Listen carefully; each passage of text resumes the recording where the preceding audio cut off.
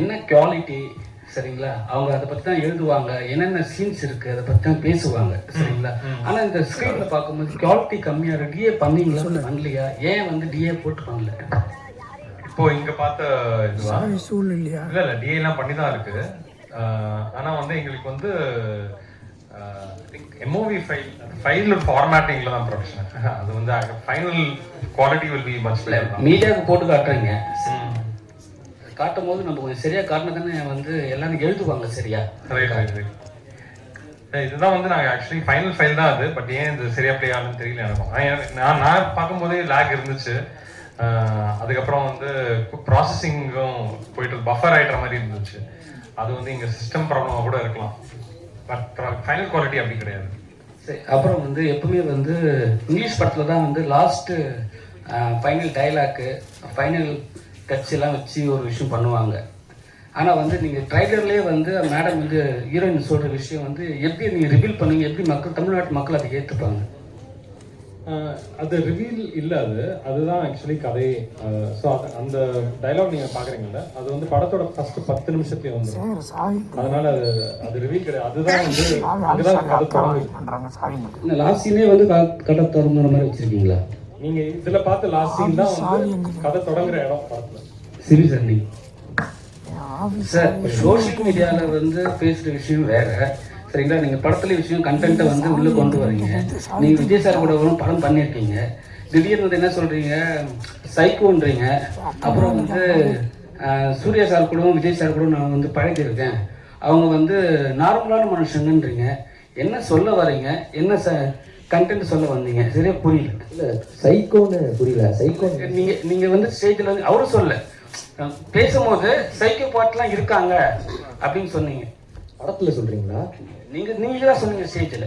இல்லை நீங்கள் இந்த ரிலேஷன்ஷிப் பற்றி பேசுகிறத பற்றி சொல்கிறீங்களா? நீங்கள் எப்படி வேணா வச்சுக்கலாம், நீங்கள் சொன்னீங்க அதுக்காக தான். ஆக்சுவலாக இந்த படமே வந்து ரொம்ப ரிலேஷன்ஷிப் பேஸ்ட் படம் தான். இந்த படம் நாங்கள் 3 பேர் தான் மெயினாக, ஹஸ்பண்ட் அண்ட் ஒய்ஃப், நான் எக்ஸ் பாய் ஃப்ரெண்ட். ஸோ ஆக்சுவலாக இப்போ ரிலேஷன்ஷிப் வந்து நம்ம யூஸ்வலாக படங்களில் நிறைய விதமாக பார்த்துருப்போம். காமெடியாக பார்த்துருப்போம், இல்லை இன்டென்ஸாக பார்த்துருப்போம், ஒரு த்ரில்லராக பார்த்தது இல்லை. ஆனால் ரியலாக நம்ம லைஃப்பில் உள்ள எல்லா ரிலேஷன்ஷிப்புமே ஒரு த்ரில்லர் தான். திக்குன்னு இருக்கும். இப்போ கல்யாணம் ஆனவங்களுக்கு வேறு மாதிரி இருக்கும், பாய் ஃப்ரெண்ட் கேர்ள் ஃப்ரெண்டுக்கு வேறு மாதிரி. இப்போ லவ் டுடே பார்த்துருப்பீங்க, அதில் ஒரு ஃபோன் எடுத்து பார்த்ததுனால எவ்வளோ பிரச்சனை, அதுதான் இன்றைக்கி நடக்குது. எல்லா ஒரு ஃபோன் எடுத்து பார்த்துட்டாலே அங்கே உங்களுக்கு ப்ராப்ளம்ஸ்லாம் இருக்குது. ஸோ இதுதான் இந்த படத்தோட இதே. லைக் எப்படி இவங்க வந்து ஒரு விஷயத்த அவங்க ஹஸ்பண்ட்டை சொல்ல முடியாமல் தவிக்கிறாங்க, தப்பான இடத்துல நான் வந்துடுறேன், ஸோ வந்தால் எப்படி இருக்கும், இதுதான் கதையோட இது. ஸோ நான் அதை தாண்டி இப்போ விஜய் சார் அஜித் சார் கூட பழகிருக்கேன்னு சொன்னது ரொம்ப பாசிட்டிவ் வேல சொன்னேன். நான் அவங்களோட ரொம்ப டைம் ஸ்பெண்ட் பண்ணியிருக்கேன், அதுவும் அஜித் சாரோட ரொம்ப பண்ணியிருக்கேன். நிறைய விஷயங்கள் எனக்கு சொல்லியிருக்கிறாரு. ரொம்ப நானுமே எல்லாரும் மாதிரி பார்த்த ஆட்கள். ஏன்னா நான் எங்கள் அப்பா வந்து நான் சேலம்லேருந்து வந்தேன், எல்லா படமும் ஃபர்ஸ்ட் டே ஃபர்ஸ்ட் ஷோ போவோம். ரொம்ப வெறித்தனமான ஃபேன் எங்கள் அப்பா. எங்கள் அப்பா இது ஒரு டாக்டர் சைக்காட்ரிஸ்ட். அவர் இப்படி ஒரு கண்ணாடி உடைச்சிட்டு போகிற ஒரு ஃபேனாக நானே பார்த்து அதிர்ச்சியாக இருக்கேன். பட் அவரோட பழகும்போது ரொம்ப சராசரியான ஒரு எனக்கு அந்த ஃபர்ஸ்ட் நாளே எனக்கு அந்த அவ்வளோ தூரம் ஒரு ஈக்குவலாக ஒரு ட்ரீட் பண்ணார். ஏன்னா நம்ம வந்து ஸ்டார்ஸ் அப்படி பார்க்குறோம்ல. ஸோ அதெல்லாம் இல்லை, நானுமே ஒரு சராசரியான எனக்கும் எல்லா அது சொன்னார் அவரே, எனக்கும் எல்லா விதமான நல்லதும் இருக்குது கெட்டதும் இருக்குது. ஸோ அதை அக்செப்ட் பண்ணிக்கணும் அப்படின்ற மாதிரி. ஸோ அதை நான் வந்து சொல்லணும்னு நினச்சேன், அவ்வளோதான். இதில் சோஷியல் மீடியாவில் வந்து ஒரு விஷயம்லாம் வந்து ஒரு ஆக்டர் பேசினா பெருசாக பேசும் பொருளாகும். ஏன்னா நீங்கள் கூட நடிச்சிருக்கீங்க சரிங்களா. நீங்கள் வந்து எந்த ஸ்டாண்ட் எடுப்பீங்க? ஏன்னா வந்து பார்த்தீங்கன்னா சோஷியல் மீடியா திறந்த உடனே பார்த்தீங்கன்னாவே அவர் சில பேர் திட்டுறாங்க, சில பேர் வந்து அவர் கூட வந்து சப்போர்ட் பண்ணுறாங்க. சரி, நீங்கள் வந்து அவர் ஒரு நடிகராக ஒரு நல்ல மனிதராக பார்க்குறீங்க, அவரோட ஸ்டாண்டு ஓகேவா? யாரை பற்றி? விஜய் சாரை பற்றி நம்ம வந்து ரொம்ப நேரம் நீங்கள் பேசுனீங்க, சோஷியல் மீடியாவில் வந்து இது மாதிரிலாம் நடக்குதுன்னு சொல்லியிருந்தீங்க, அதுக்காக தான் கேட்குறேன். இல்லை, அவரோட ஸ்டாண்டு பற்றி எனக்கு தெரியாது. பட் எனக்கு என்னோட ஸ்டாண்ட் பற்றி பார்த்தீங்கன்னா என்னை வந்து அவங்க பேசணுன்னே அவசியம் கிடையாது என்கிட்டலாம். ஏன்னா நான் ரொம்ப சின்ன ஆக்டர், நான் வந்து அவங்களோட எக்ஸ்பீரியன்ஸ் தான் என்னோட வயசே. ஸோ அப்படி இருக்கும்போது என்ன ஒரு ஈக்குவலாக ட்ரீட் பண்ணி ஒரு சேர் போட்டு உட்கார வச்சாலே நான்லாம் இப்படி ஆகிடுவேன். அதை தாண்டி இப்போ அஜித் சார்லாம் எங்கள் அப்பாவை கூப்பிட்டு ஒரு 1.5 மணி நேரம் பேசினாரு தனியாக. அவருக்கு அது அவசியமே கிடையாது. அவரை வந்து எவ்வளோ பெரிய ஆட்கள் பார்க்கணும்னு வெயிட் பண்ணுறாங்கன்றது எனக்கு தெரியும். பட் ஒரு இன்சிடென்ட்ல கூப்பிட்டு அப்பாவை கூப்பிட்டு அம்மாவை கூப்பிட்டுன்னு சொல்லி 1 hour கிட்ட என்கிட்ட பேசினாரு. ஸோ ஸோ எனக்கு ரொம்ப பெரிய விஷயமா இருந்துச்சு இதெல்லாம் பண்றாங்க அப்படின்னு சொல்லி. ஸோ அந்த இதுதான் நான் சொன்னேன். சார் நீங்க பேசுறப்ப சொன்னீங்க சிபி சுந்தரன் சார். சொல்லுங்க சார். நீங்க பேசுறப்ப சொன்னீங்க அதாவது இந்த ரிலேஷன்ஷிப்ல கொஞ்சம் மறைக்கிறதும் நல்லது அப்படின்னு சொல்லிட்டு. நான் மறைக்கிறது தப்பு தானே, அவங்கள ஒருத்தவங்க நம்பியிருப்பாங்க, அவங்கள்ட்ட மறைக்கிறது வந்து ரொம்ப தப்பு தானே. என்னை பொறுத்த வரைக்கும் காதலி வச்சிருக்கிறத மனைவி கிட்டையும் மனைவி இருக்கிறத காதலிக்கிட்டையும் சொல்றது சரின்னு நினைக்கிறேன். ஆனால் இந்த படமும் அதை வலியுறுத்தாதனால தான் அந்த பிரச்சனைகள்லாம் வரும்னு நினைக்கிறேன். நீங்க காதலி வச்சிருக்கிறத மனைவி கிட்டையும் மனைவி இருக்கிறத காதலி கிட்டையும் சொல்லக்கூடாதுன்னு சொல்றீங்க.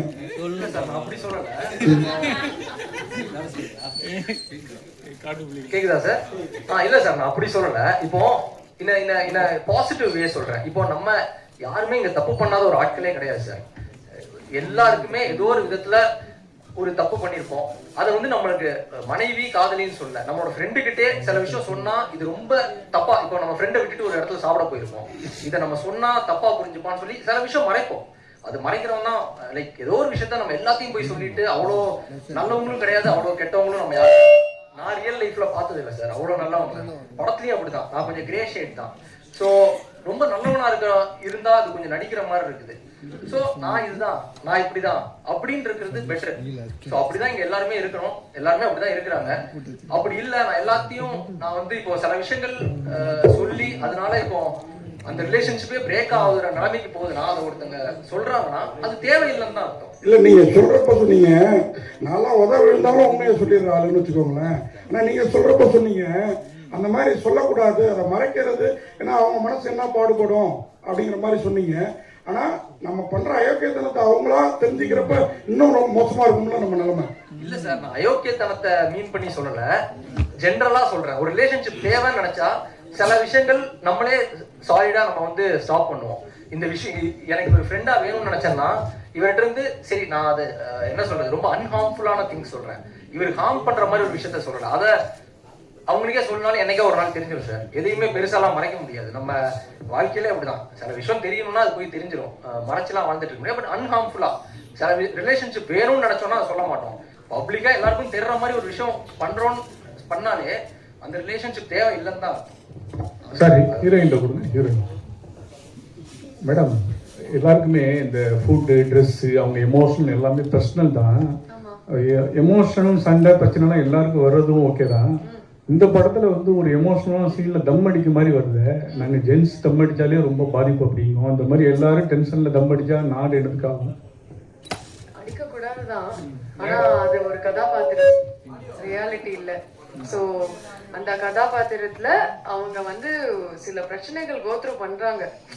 ஸோ ஒரு ஆக்டரோட வேலையே வந்து அந்த ஒரு பாத்திரமா அதுக்கு உயிர் கொடுக்கறது தான். ஸோ நான் அதை அவ்வளோதான் அப்படிதான் பார்க்குறேன்னு தவிர நான் அதை ப்ரமோட்டோ பண்ணல. நான் ஒரு டீ டோட்டல் அவ்வளோதான் நான் சொல்ல வரேன். அந்த கேரக்டருக்கு ஜஸ்டிஸ் பண்ணணும். என்னோட நடிப்புக்கு ஒரு தீனி மாதிரி தான் அந்த படம். எனக்கு வயிறு ஃபுல்லா இருக்கு இந்த படம் நடிச்சது. அவ்வளவுதான். இந்த படம் பாக்குற லவ்வர்ஸ் ஓகே, ஒரு ஹஸ்பண்ட் எக்ஸ் லவ்வர்லாம் அந்த படம் பார்த்தா படம் முடிஞ்சு வெளியே வரும்போது என்ன மெசேஜ் எடுத்துட்டு போவோம்? இல்ல என்ன மெசேஜ் அப்படின்றது கிடையாது. இது சோஷியல் மெசேஜோ அந்த மாதிரி இல்ல. இப்போ ஒரு 3 பேர் வந்து ஒரு இக்கட்டான ஒரு சிச்சுவேஷன்ல மாட்டியிருக்காங்க. அந்த சிச்சுவேஷன்ல இருந்து வெளியில வரதுக்கு நடுவுல ஒரு டைம் இருக்கு இல்லையா, அதுல நம்ம நிறைய கோத்ரூ பண்ணுவோம் எமோஷனலா. அந்த எமோஷன்ஸை பத்தி தான் இந்த படம், இந்த ஜேர்னி. இது எல்லா வாழ்க்கையிலயும் அப்படியே சும்மா நடக்கிற விஷயம் கிடையாது, நடக்கவும் கூடாது, அந்த மாதிரி நடக்க கூடாது. பட் அந்த மாதிரி நடக்கும்போது எப்படி அவங்க அதுல இருந்து வெளியில மீண்டு வராங்க, அது ஒரு ஹீலிங் ஜேர்னியா தான் நான் பாக்குறேன். ஆனா வெளியில வரும்போது எக்ஸ் பாய் ஃப்ரெண்டா தான் சரி, ஹஸ்பண்டா தான் சொல்லி அவங்க சந்தோஷமா தான் வெளியில வருவாங்களே தவிர இது யாருக்கும் ஹர்ட்ஃபுல்லா இருக்காது. ஓ பட்டர்ஃப்ளை அப்படின்னு டைட்டில் வச்சிருக்கீங்க. இது வந்து காதலை மீன் பண்ணி எக்ஸ் லவர் எக்ஸ் பாய் ஃப்ரெண்ட் இப்படி கொண்டு வந்திருக்கீங்க கதையில. இந்த தமிழ்நாட்டு மக்களுக்கு இந்த கதை என்ன சொல்ல போகுது? இந்த இன்னைக்கு 2K கிட்ஸ் அதாவது ஜென்சி கிட்ஸுக்கு இந்த கதை வந்து எந்த அளவுக்கு போய் ரீச் ஆகும்? ஸோ இப்போ வந்து நம்ம லைஃப் வந்து நம்மளை பற்றியே தான் அப்படின்னு வந்து நம்ம இப்போ இருக்கிறவங்க, அதாவது ரொம்ப செல்ஃப் சென்ட்ரிக்கான ஒரு லைஃப் வாழ்ந்துட்டு இருக்கோம். 2K கிட்ஸ் ஜென்சி கிட்ஸ் எல்லாமே தான் சொல்றேன் நான். அப்படி இருக்கும்போது தான் நம்ம வந்து ரொம்ப எல்லாமே நம்மளால தான் நடக்குதோ, நான் செஞ்ச தப்புனால தான் அது நடந்துச்சோ அப்படின்னு நம்ம யோசிச்சுட்டே இருக்கோம். இல்லைன்னா வந்து அது என்னாலதான் நடந்துச்சு அப்படின்னு பெருமை எடுத்துக்கிறோம். இந்த மாதிரி ஒரு செல்ஃப் சென்ட்ரிக்கான ஒரு லைஃப் தான் நம்ம வாழ்ந்துட்டு இருக்கோம். அதுல இருக்கும்போது அது ஒரு ட்ராப் தான். ஆக்சுவலி அந்த ட்ராப்ல இருந்து எப்படி வெளியில வருதுங்கிறது தான் படம். அது ஐ திங்க் அதுதான் வந்து பர்சனலா ஒவ்வொருத்தரும் இந்த எஸ்பெஷலி நீங்க சொன்ன ஜெனரேஷன்ல இருந்து பார்க்கும்போது அந்த மெசேஜ் தான் அவங்க எடுத்துப்பாங்கன்னு நான் நினைக்கிறேன். Okay, thank you, sir. Thank you. Thank you. Q&A session is over and now O Butterfly team is available for the photo session. First, photographers வந்து photo எடுத்துக்கலாம் and then followed by videographers. ஒரு group photo இருக்கு, அது மட்டும்